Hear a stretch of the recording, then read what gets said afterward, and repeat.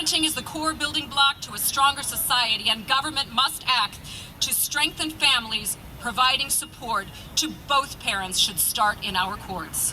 And at the very least, the courts need to stop contributing to the problem. But since politicians are the people who must budget huge sums to deal with crime, social welfare, and the result of failed families, then perhaps they should be the ones to enforce solutions.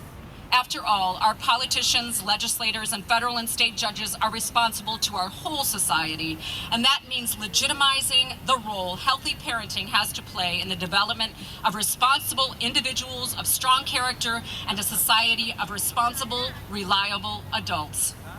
In fact, it's our government and our society's real responsibility to help parents and families even when they are divorcing, perhaps especially when they are divorcing. A real responsible agenda goes beyond simply doling out custody rulings to address the much bigger issues facing families shattered by divorce. Federal courts have established a number of precedents that protect a parent's rights to rear their children. And the Supreme Court found that a parent's ability to enjoy a rich and rewarding life depends on the parent's ability to participate in rearing his or her offspring. It's not enough to protect and preserve the rights of parents. How about recognizing a child's right to be protected from outside interference, blocking or eroding their parental relationship? It's a right for every child to be loved and raised by responsible, reliable adults. It is a child's right to have equal and open access to both parents, the right to be guided and nurtured by both parents, and the right to have major decisions made by the application of both parents' wisdom, judgment, and experience.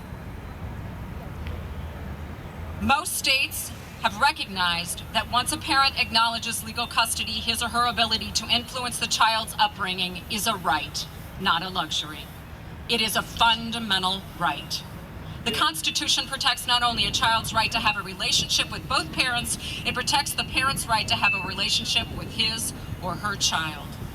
The history of child custody shows a system dominated by outdated stereotypes, presumptions, and preferences. And during the first half of the 20th century, the current standard of what's best for the child evolved, and everyone pretended it was neutral. But a parent's relationship with his or her child should not depend on what other people think, their ideas, or opinions. Therefore, courts must weigh the child's best interest against not just the parent's fundamental liberty to raise their children without undue interference, but also against the child's right to the same. Without compelling reason, no court or individual reserves the right to displace a fit and able parent. After all, it's the quality of the relationship between the parent and the child that is most crucial in divorced families. It is what is best for the parent, for the child, for our society, and for our future.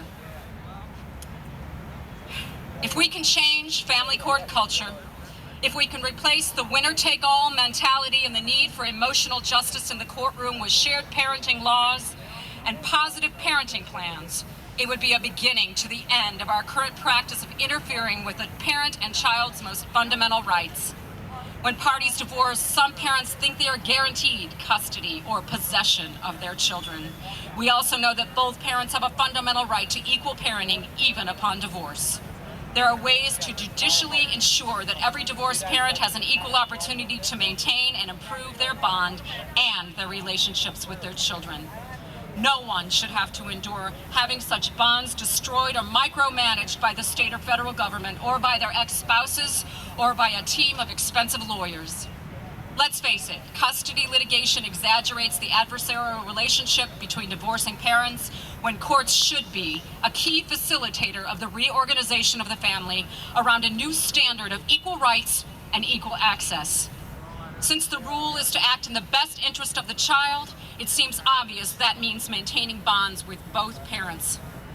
It seems counterintuitive that something this obvious should have to be legislated into our family court system.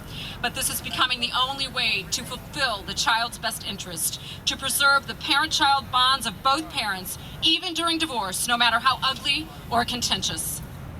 Strong families, better schools, kinder, gentler, more empowered parent-child relationships are vital for developing ethical and responsible grown-ups. It's only through instilling responsibility in the next generation that we will create a kind, strong, just society that's fundamental to a good life for everyone. We must work to inform and reform, talk to local legislators as well as congresspersons and officials, urge them to fight back against the ongoing dissolution of the family as we understand it. True responsibility obligates us to help each other, to look after each other, to live not on an island, but as part of a whole. Responsibility is a virtue that elevates we humans into civilizations and responsible societies. As a responsible society, we can no longer sit back and watch while the future of our children and our families are further damaged. Together, we must fight back the tears, the heartache, and the agony, and move forward with our heads held high. Courage, truth, and justice will pave the way to change, and together we can all make a difference. Thank you.